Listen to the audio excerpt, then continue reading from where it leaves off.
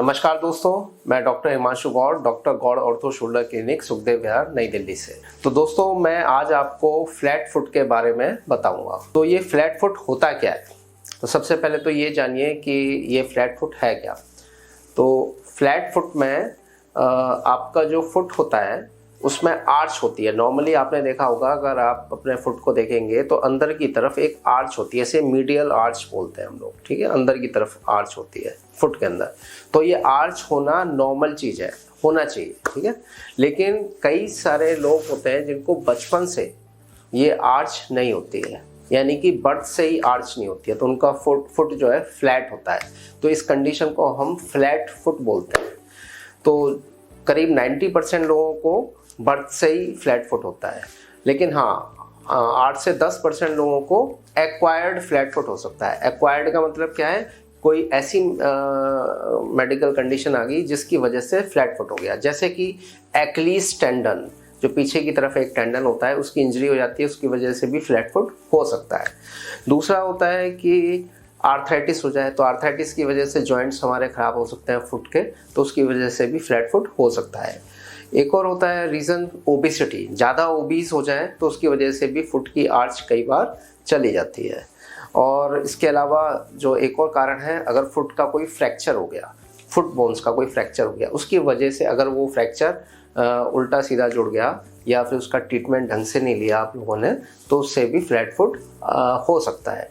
तो ये तो हो गया एक्वायर्ड। एक्वायर्ड मतलब कि कोई मेडिकल कंडीशन जिसकी वजह से फ्लैट फुट हो गया हमको। लेकिन जैसा कि हमने स्टार्टिंग में बताया था, 90% लोगों को बर्थ से फ्लैट फुट होता है। तो आज हम फ्लैट फुट की बात क्यों कर रहे हैं? क्योंकि देखा गया है कि जो फ्लैट फुट होता है, इसके कोई ज़्यादातर लोगों को सिम्टम्स नहीं होते हैं, एसिम्प्टोमेटिक होता है। अगर बर्थ से है तो बर्थ से है तो एसिम्प्टोमेटिक होता है, तो यानी कि इसके कोई सिम्टम्स नहीं होते, यानी कि हमें कोई परेशानी नहीं हो रही होती। लेकिन अभी स्टार्टिंग में आपको परेशानी नहीं होगी। मान लीजिए जैसे शुरू में पता चला, माँ बाप का भी ध्यान नहीं जाता है बच्चों पे, वो देखते हैं फ्लैट फुट है, उनको पता ही नहीं होता फ्लैट फुट क्या है। तो इसलिए हम आज इस टॉपिक को आज हम इसके बारे में हम डिस्कस कर रहे हैं। तो फ्लैट फुट होने का क्या क्या नुकसान हो सकता है आगे जाके। जैसे बच्चा ग्रो करता है आगे जाके, मान लीजिए 18-20 साल का होता है बच्चा और पता नहीं है फ्लैट फुट है। अचानक से कई बार आते हैं हमारे पास बच्चे 18-20 साल के, तो वो कहते हैं कि सर हमारे नी जॉइंट में पेन हो रहा है। तो नी जॉइंट का पेन लेके आते हैं वो, तो हम उनका नी जॉइंट को हम एग्जामिन करते हैं, तो देखते हैं नी जॉइंट में तो ज़्यादा कुछ है नहीं, हाँ थोड़े से चेंजेस हल्के से आने स्टार्ट हो रहे हैं। तो फिर हम उनकी फुट की तरफ ध्यान देते हैं। जब फुट की तरफ ध्यान देते हैं तो पता चलता है कि उनको फ्लैट फुट है।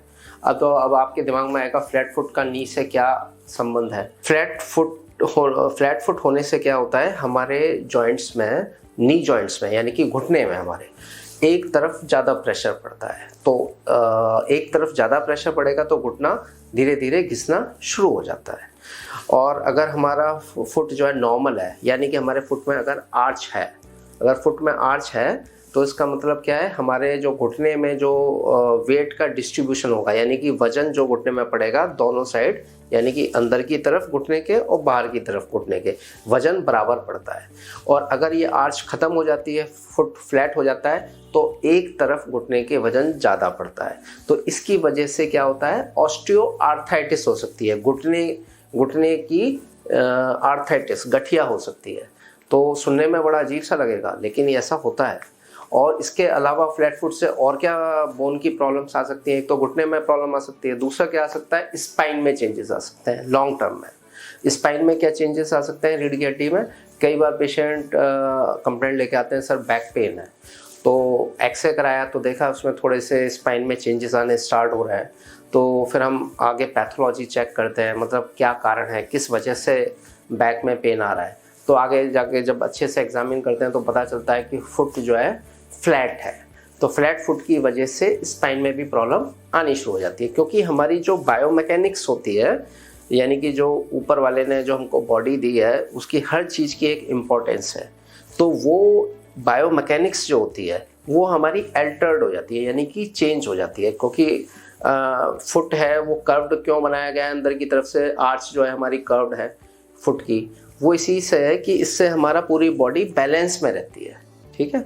लेकिन वो आर्च अगर हमारी चली जाती है तो बॉडी हमारी उतना बैलेंस में नहीं रहती है, तो उससे आगे जाके चेंजेस आने शुरू हो जाते हैं। एक तो घुटने में आ गए, घुटना घिसना शुरू हो गया, आर्थराइटिस, ऑस्टियोआर्थराइटिस जिसे हम बोलते हैं, अर्ली ऑस्टियोआर्थराइटिस हो जाती है। तो आजकल आपने देखा होगा कई जो यंग लोग होते हैं उनको पता चला 30-35 की एज में ही ऑस्टियोआर्थराइटिस हो गई, बाद में पता चला फ्लैट फुट था। अब दूसरा कि स्पाइन का जैसे बताया कि बैक पेन है, पता चला फ्लैट फुट है। तो अब फ्लैट फुट को जो किसी पैथोलॉजी की वजह से हो रहा है, यानी कि किसी मेडिकल कंडीशन की वजह से, जैसे कि हमने आपको बताया था फ्रैक्चर्स हो गया, या एक एक्लीज टेंडन होता है उसकी इंजरी हो गई, या और कोई कंडीशन है, आर्थराइटिस है, तो हम उसको ट्रीट करते हैं तो फ्लैट फुट ठीक हो जाता है। वो उसमें सर्जरी वगैरह करनी पड़ती है तो सर्जरी करके फ्लैट फुट का वो उसको हम ठीक कर सकते हैं। लेकिन जिनका बर्थ से है तो उसमें हम क्या करते हैं, ज़्यादातर केसेस में हम क्या करते हैं, उसमें सर्जरी की ज़रूरत नहीं पड़ती है। ज़्यादातर केसेस में अगर पेशेंट टाइम से हमारे पास आ जाए तो उसमें हम क्या करते हैं कि ऑर्थोटिक्स एक अलग ब्रांच होती है, तो ऑर्थोटिक डिपार्टमेंट होता है, तो उसमें हम उनके पास पेशेंट्स को हम बोलते हैं कि आप जाइए और अपना एक फुटवियर, उसमें इंसोल होता है एक, तो उसमें ऐसा इंसोल बनाइए जो अंदर की तरफ जो है आपके फुट में आर्च को डेवलप करे, तो उसको हम बोलते हैं आर्च सपोर्ट। तो मीडियल साइड में आर्च का सपोर्ट होता है, यानी कि एक जो है आपके शूज़ में, एक आम भाषा में बात करें, एक इंसोल अंदर डाल दिया जाता है जो अंदर की तरफ आर्च बना देता है। नॉर्मली जो इंसोल होते हैं देखा होगा आपने, फ्लैट होता है, पर इसमें क्या होता है मीडियल साइड में यानी कि अंदर की तरफ वो आर्च डेवलप हो जाती है, तो फुट जो है हमारा फ्लैट नहीं रहता है, वो हमारा क्या होगा उसमें ऊपर से अंदर की तरफ से उठा रहेगा, तो इसे आर्टिफिशियल तरीके से आर्च डेवलप हो गई। तो ऐसे जो रूटीन वाले फुटवियर्स होते हैं उसमें भी चेंजेस हो जाते हैं। तो आजकल जो आर्च डेवलप होती है उसके लिए ये लोग जो है आजकल टेक्नोलॉजी का इस्तेमाल करते हैं, कंप्यूटर से आपका गेट का एनालिसिस वगैरह करते हैं कि कहाँ पे वजन ज़्यादा पड़ रहा है फुट में, कहाँ पे वजन कम पड़ रहा है, उसके हिसाब से वो आपकी आर्च बनाई जाती है। तो दोस्तों आज के बाद फ्लैट फुट के बारे में आज इतना ही। तो आगे इसके बारे में आपको कोई भी और जानकारी चाहिए तो आप जो है नीचे डिस्क्रिप्शन में हमारा एड्रेस वगैरह दिया हुआ है, तो आप उसमें जाइएगा और कोई भी क्वेश्चंस वगैरह आपको पूछने हैं तो आप हमसे पूछ सकते हैं, और भी किसी टॉपिक पे आपको बात करनी है तो बात कर सकते हैं। और हाँ, आज आप अपना फुट चेक करिएगा कि आपको कहीं फ्लैट फुट तो नहीं है, आपकी आर्च प्रॉपर है या नहीं है। धन्यवाद।